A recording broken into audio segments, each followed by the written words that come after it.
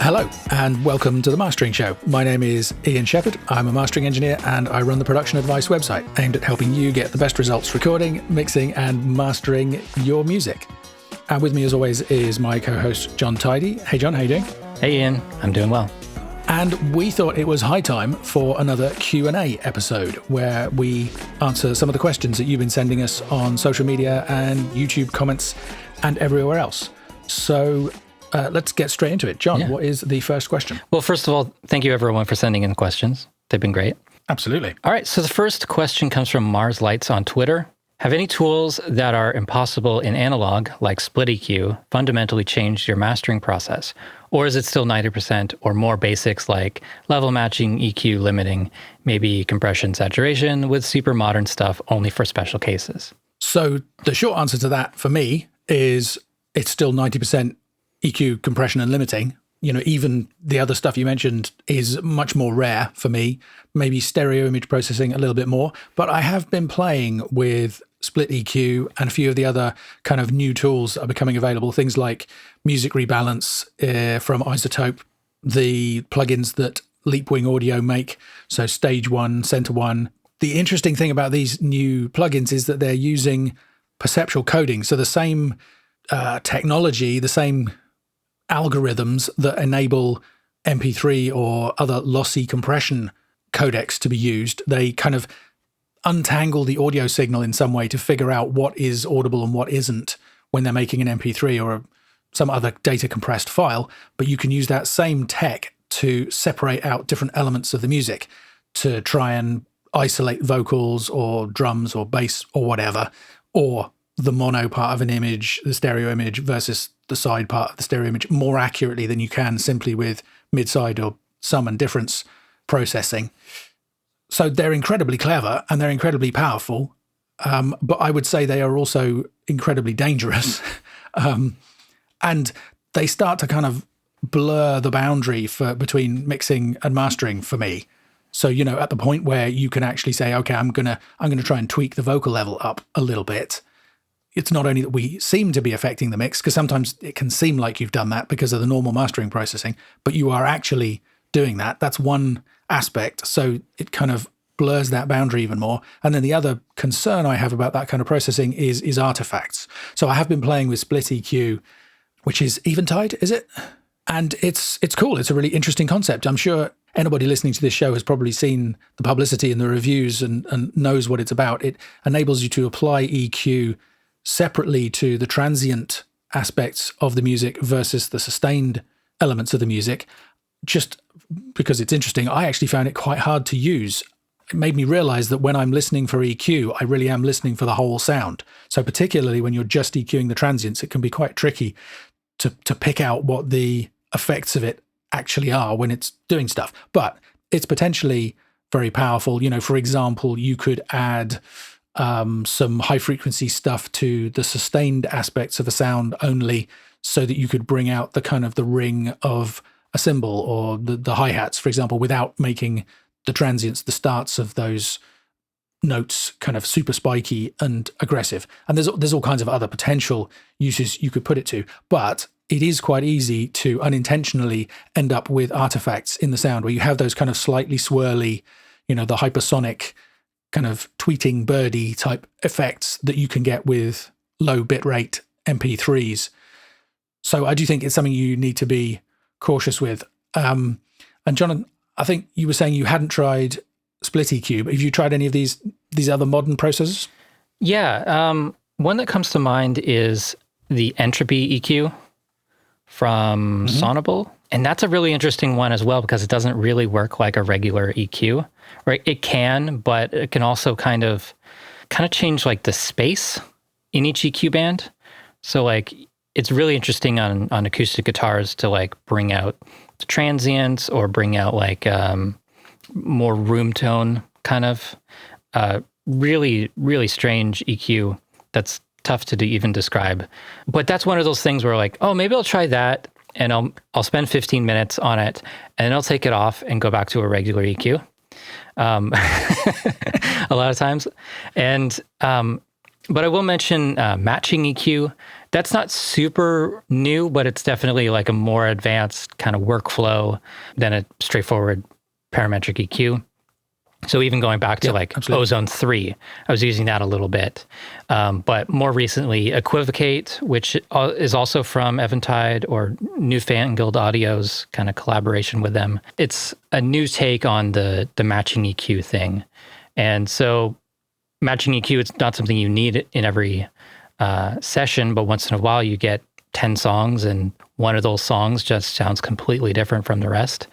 And you need to give it a quick nudge in the right direction without, spending all of your energy getting it there, because you only have a limited amount of time to get a first impression on this before you're, So something like that can be really helpful.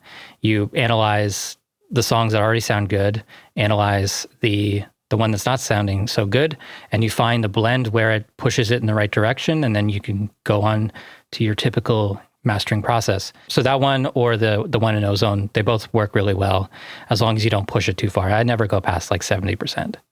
Yeah, I was going to say that those are things that I don't really use much in mastering, but actually it's not strictly true. The classic one for me is if somebody wants to deliver a completely different mix for some reason, and I was actually pretty happy with the overall EQ balance of the original. That can be quite a time-consuming process. You have to effectively start from scratch with the new mix and then compare the two and decide, okay, what did I like about this? What do I like about that? How? And like you say, it's a shortcut to that, because I can just match the EQ of the new mix to my original master, and it just gets you in the ballpark really quickly. So I do occasionally use that. And then the other time, I actually used a match EQ quite recently for a video I did on YouTube about the new Adele single, where there's some differences between the way that it sounds on YouTube and the way that it sounds on CD and the other streaming services. But the EQ wasn't quite the same, and I wanted to kind of remove that variable when I was talking about those differences. I actually used TDR Nova EQ. That has a really pretty effective match EQ module hidden away in it. Yeah. There's a special window you have to click that I've forgotten the name of. Smart Operations, that's the one. And that did a really nice job of that. And I've used the Ozone version. I use the one in RX myself from time to time. I haven't tried the other one you mentioned. You were mentioning about the entropy EQ. That's a similar idea to SplitEQ, but it reminded me of something that SplitEQ does that I think is kind of interesting, but I can't really imagine myself using it in mastering. Not only can you influence the transient information separately from the sustained information in the sound, but you can also process the amount of stereo width in those signals. So rather than just having a kind of multiband stereo width control, which is a bit like a side EQ or a difference EQ, which is a fairly familiar effect, you can also hone that down even further to just the transients or just the sustained stuff. I would have preferred the ability to just EQ, for example, the center of the image or the edges of the image, rather than actually literally broadening out or narrowing those elements, because I tried it and it sounded weird. But it's another incredibly powerful thing. So I think this is an interesting time. These kind of plugins have only been around for 2-3 years that I'm aware of. Yeah, they are kind of rewriting the rules of what is possible in mastering. I mean, if anybody wants a benchmark of how good this stuff is, I saw a Facebook post from Bob Katz mentioning that he had used the music rebalance tool in RX in order to bring out the vocals on a master that he was working on. If this stuff is good enough for him, he's choosy about his audio, let's say. So it means it's pretty good. Absolutely. So we don't have a name for this person. They just left the name E on the website for episode number 68. I have a question about automating the master volume when mastering. If you're using a limiter on your main output, at what stage do you do the volume automation, before or after the limiter? Yeah, which is a really interesting question, because obviously they have a completely different effect. If you lift the level up prior to the limiter, it's going to hit the threshold sooner, it's going to result in more limiting, and that's going to change the sound. And then if you reduce the level before the limiter, you will get less limiting or potentially no limiting. Whereas if you automate after the limiter, then the sound of that limiting is included in the sound that you're changing the gain of. So, for example, if you put a ton of heavy limiting on something and then turn the gain down, you'll have a quieter signal, but still with very heavy limiting. If you automate the master track volume, which is post effects in a lot of DAWs, that will decrease the amount of dither applied from that limiter, which not always desirable either. So there's always a compromise, I think. right? I thought we swore we weren't going to mention dither on this episode. And it was you, John. That's fantastic. Honestly, I get confused because I think the master track is a fairly Pro Tools specific concept and it works differently than I would expect it to. I'm not a Pro Tools ninja, so I don't really understand the details of it, and we probably don't need to get into it. Pro Tools is one of the only ones that is, the fader is pre-effects chain, and that's the only track type that works like that. And you can have more than one master. You can have a master fader for every output. But Cubase, Nuendo, everything else, there's just a master fader in the mixer for your stereo bus or whatever main output that is, whatever goes out to your speakers. In most cases, the fader is after the effects chain. So you can automate as the first plugin in the chain, you can automate whatever is going into it. So individual tracks or individual items. A crossfade or a fade in out would be automating the volume going into it, which would affect the limiter. Or you can automate the master track itself, and that's the final gain stage before the output. But that final gain stage in Pro Tools, is that pre or post dither, since you raised it?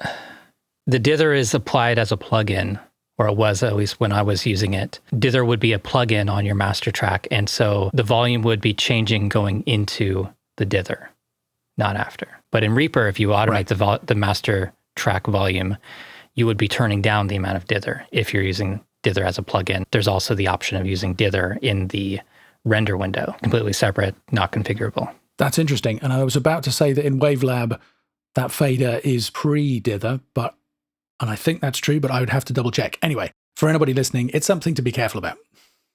Yeah, it's something that I don't think about all that much. And in most cases, I don't think you're going to hear much difference unless you're really slamming that limiter. And that's where you'll start to hear like fluttering. And probably only on a long fade out where you've got 8 bars of the song, which is just slowly fading out in volume. And you want the limiting to stay the same throughout that entire process so it doesn't get below the threshold of the limiter and start to flutter. So it matters, but only in certain cases, I would say. And if you're doing volume automation, like we talked about in that episode, for doing macro dynamic changes, increasing the volume of the chorus, decreasing the volume of the verses slightly, you usually want that effect going into the limiter. Yeah, that was going to be my quick reply on it, is that I do it in fact, I do it pre-compression as well, because the main reason that I do it is usually to prevent the compression and any other dynamics processing being hit too hard. I mean, I might also use it because, for example, the verse just isn't loud enough. But if the verse isn't loud enough, then in my experience, I'm unlikely to end up with too much limiting in comparison to the chorus because the verse started off quieter, Yeah. Even if it's hitting the limiter a bit harder than it was, it's liable to be difficult to hear. And that also, goes along with the fact that I don't tend to hit limiters super hard. My whole thing about limiters is that they should be as invisible as possible. It's the same reason I don't particularly agonize about different kinds of limiters, although I've been using the TC brick wall limiter recently and quite enjoying the way that it sounds. It's slightly less transparent than some of the other ones that I have, so that completely contradicts what I normally say. Yeah.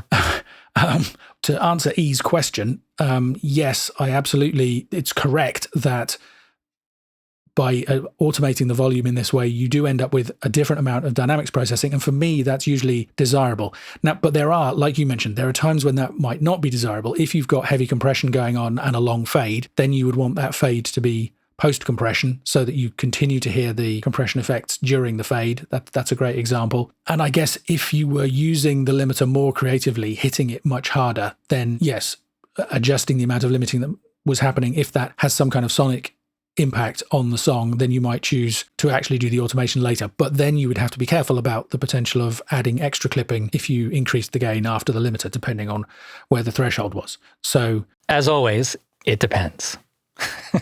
Yeah, exactly. Time for another question. All right. Ed King from YouTube asks on our episode number 77, Spotify disabled their limiter. I get that -14 LUFS is the reference for most streaming services and that EBU broadcast standard is -23 LUFS. Do you think 2 masters are needed or do the broadcasters adjust at transmission? And so he's talking like if you master your music, you want to get that in a film or TV show. Like, do you need to provide a version that's at -23 for music? There's a simple answer for that. There's a simple answer for that. And the answer is? No, you don't have to.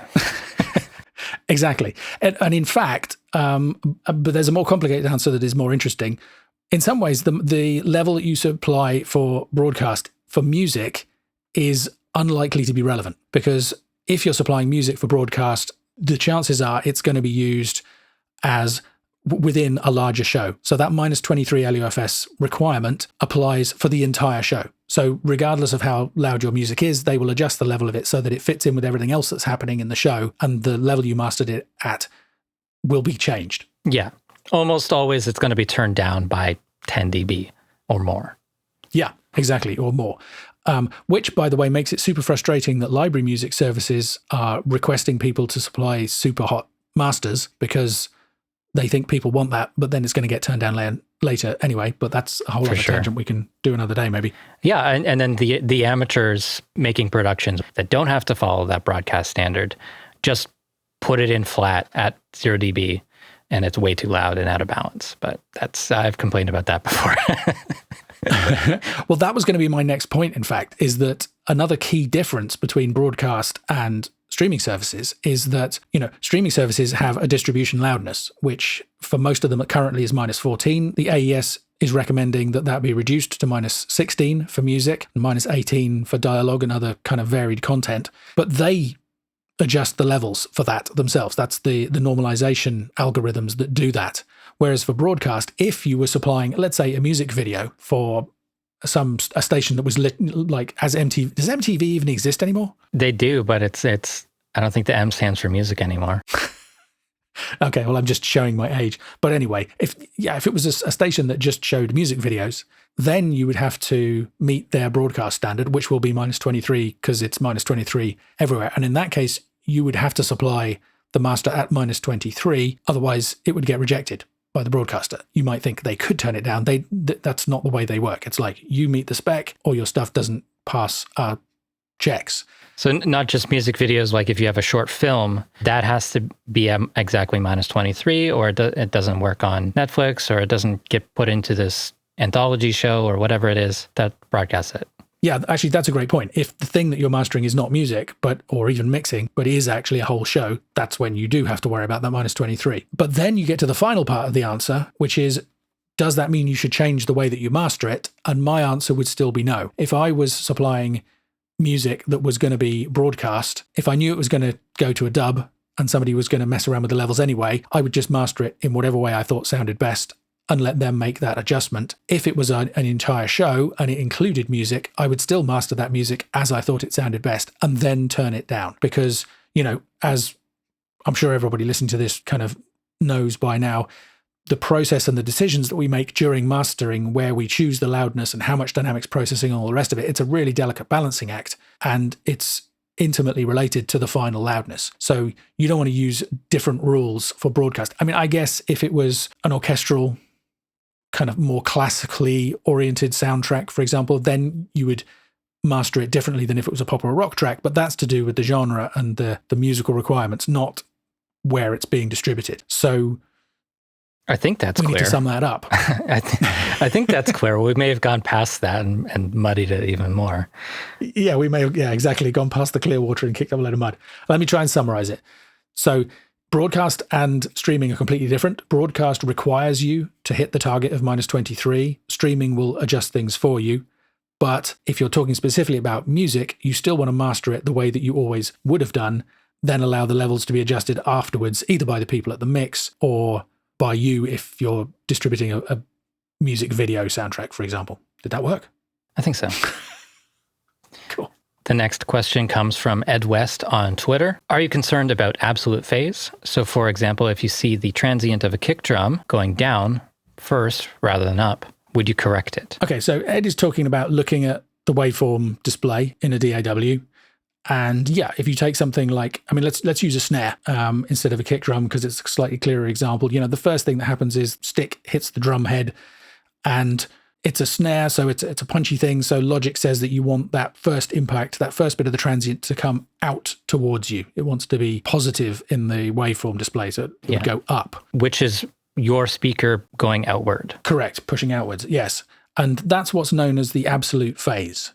So if you flipped the polarity of both the left and the right signals, so we're not talking about turning something in one channel upside down and getting into antiphase so it cancels in mono or anything like that. If you turn both channels upside down, then the first thing the speaker would do at the beginning of that snare hit is it would actually pull back, which kind of doesn't make any sense logically. So that's the reason for the question. And the main kind of follow-up to that is, well, can you hear the difference? I did some tests on this myself a long time ago, way before I had any ABX testing software or anything like that. And at that time, I thought I could hear a difference, but it was very, very subtle.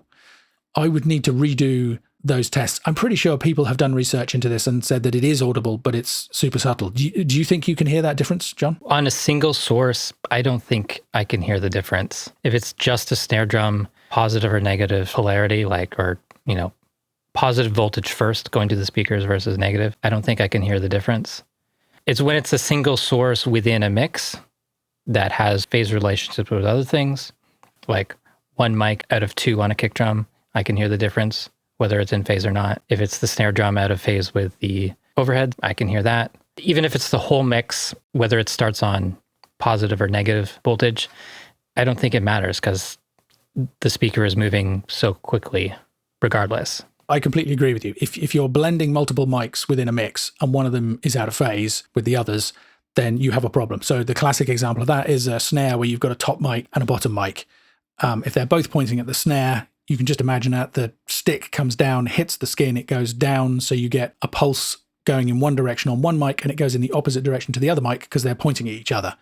And they will, to some extent, cancel each other out, and the chances are the snare will sound weak and wimpy in that situation. If you're using that miking configuration, it's important to make sure that you've tried flipping the polarity of the underneath mic to make sure that that doesn't happen. You don't get that cancellation and you do get the big kind of beefy snare sound that you're looking for. But that's different to an entire mix being flipped one way or the other. And yeah, the transients at the beginning of a kick drum or on a snare are probably so fast that it would be hard to hear that. One exception to that might be brass instruments. In fact, any wind instrument, because in that case, rather than, with a snare, you hit the skin and then it vibrates up and down pretty much symmetrically. Whereas especially with a close mic'd wind instrument, there's a continuous stream of air coming out of the instrument. If you think about a mic pointing up the bell of a trumpet, for example, those waveforms are very asymmetrical and they tend to be very much more on the positive side of the waveform than the negative. That's a situation where I wonder it might be more audible. And so I think if I saw that in a mix, I might be more tempted to correct it. But the final thing to say is really the mastering stage is too late for this. It is possible to get an entire mix where it's been flipped upside down. That has happened in at least one bit of digital audio hardware that I know of because of a bug. But I used that bit of hardware and it was like that for years and nobody ever noticed. It's pretty low in the audibility spectrum, if you like. But I think if I saw that in a mix, I would probably correct it. But what I would do is I would listen very carefully and see whether I could actually hear the difference or not. If I couldn't hear a difference, I would probably correct it. If I could hear a difference, then I would probably ask the question and go back to the mix. What I'm getting at is I think it's much more likely that, as you said, it would be part of the mix. The most likely thing is you've got a dodgy cable that's been wired backwards. And in that case, if there's any kind of spill or bleed in the mix, then it could be causing problems. It could be that somebody done it deliberately and that they liked that effect. It's pretty common practice when you're multi-miking guitar cabs to, if you're not going to sort of kind of measure everything out and make sure that it's in phase in that way, you kind of put the mics up and then the first thing you do is play with the polarity buttons to see which version you like the best. So that's a kind of different creative aspect to this. But yeah, for me, by the time you get to the mastering stage, probably it is what it is. And it's too late to make a useful correction to it, with the possible exception of things like wind instruments. The good thing is that it is kind of easy to test. Yeah, no, absolutely. It's an easy test to do. It's an easy comparison to make. If you think you can hear a difference, either you're right, and in which case you're doing the right thing, or you're wrong, in which case it doesn't matter. Definitely got past the clear water into the kicking the mud up stage with that one. Good. Okay. I think we've got one more question. Is that right? Well, it's 2 questions from this person. Okay. Hunter Nico McKenzie from Facebook asked 2 questions. One geeky question and one philosophical. Do you see any benefit in a dedicated headphone amp for reference headphone? And what is something in mastering that you have changed your mind about over the years? I'll go first with the headphone amp. I don't. I've never tried a dedicated headphone amp yet. But, maybe someday. Yeah, actually, my answer is the same, which is that I have not tried a dedicated headphone amp, but I have not needed to. Actually, I tell you one time I needed it was when I first got the HD650s and I had an early generation iPod. And I was super excited to try out these expensive headphones. So I plugged them straight into the iPod and the result was a ton of noise that I wasn't expecting. I'd been using the iPod for years with just earbuds and it sounded absolutely fine.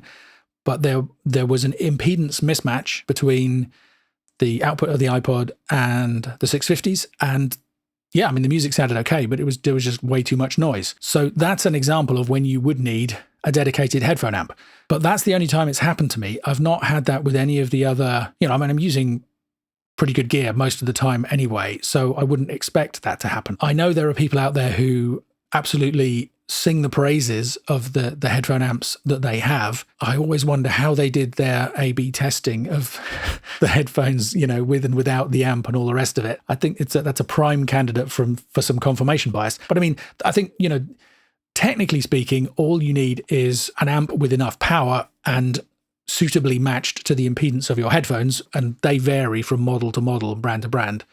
If that's all fine, then other than that, it's just down to the quality of the analog circuitry.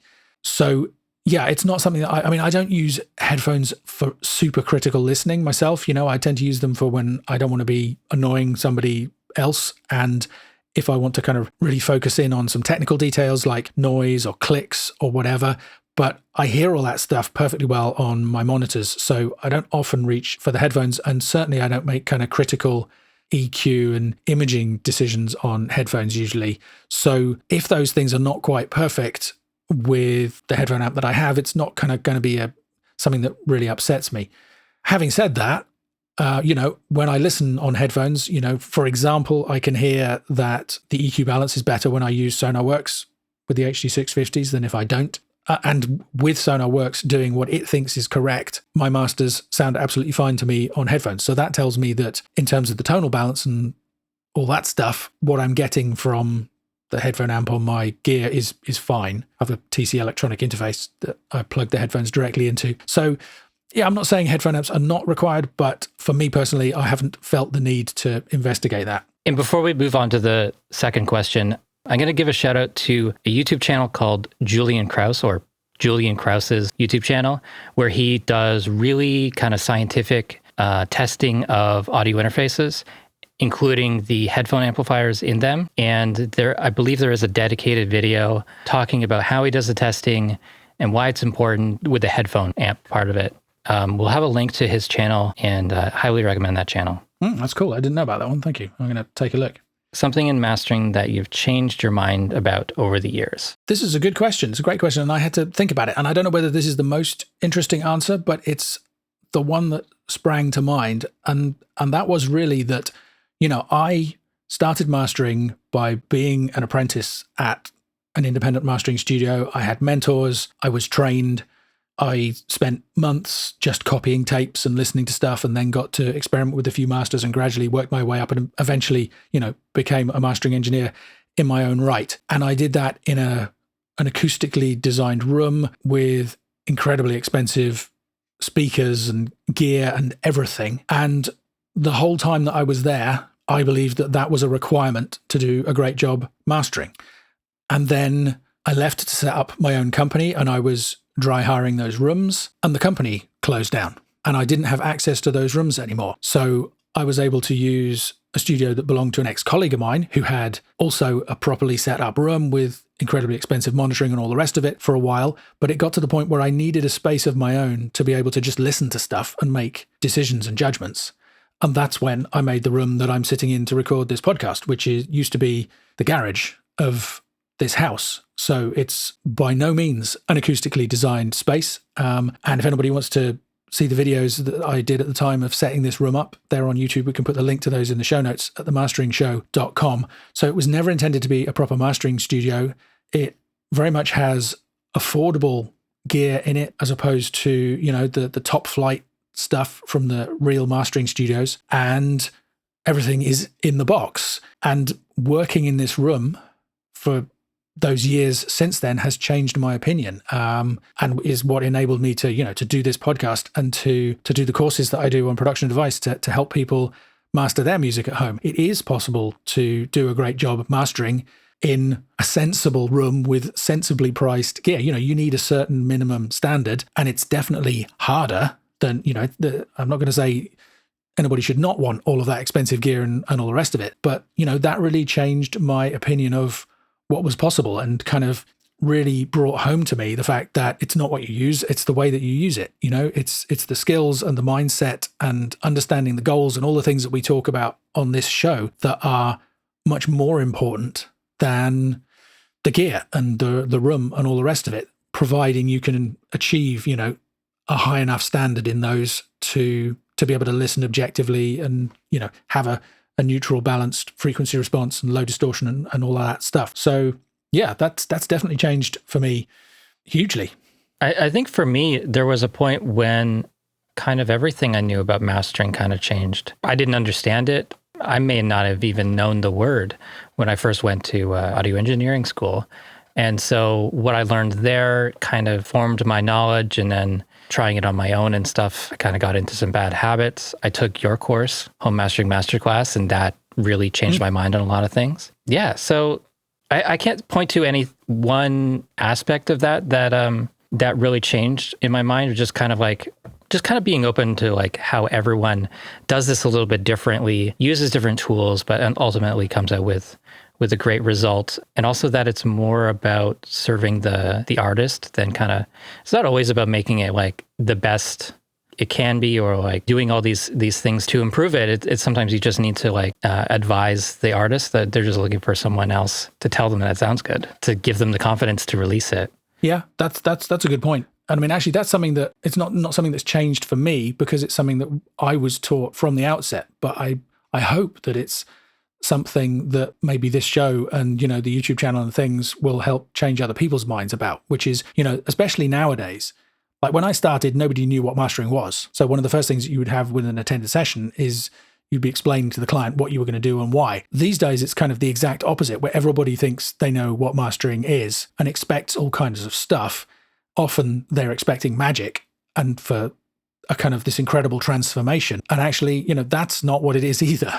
Yeah. It's somewhere in between those two things, where it's not like you're doing nothing, but what you're doing can often end up being, as we've said often, almost completely invisible. So yeah, it's not about putting your stamp on the sound or giving it a signature sound or any of that kind of stuff. It's just about serving the music, giving the client something they're happy with, and yeah, getting out of the way, so that the music can do what everybody wants it to do, which is a pretty good mastering maxim if ever I've heard one. Yeah, absolutely. So that seems like a great way to wrap things up. Thank you, John, for helping me out answering those questions and for mixing the episode, as always. Yeah, my pleasure. Thanks to Kaylee Law for letting us use his music, and thanks to you for listening. If you enjoyed the show, please head back into the archive and dig out some of the other past Q&A episodes that we've done, and of course all the other episodes where we talk about loads of this stuff and go into even more excruciating detail about them. And yeah, head over to themasteringshow.com/review and leave us hopefully a 5-star rating so that other people can find us and maybe get something from the show. As always, thanks for listening.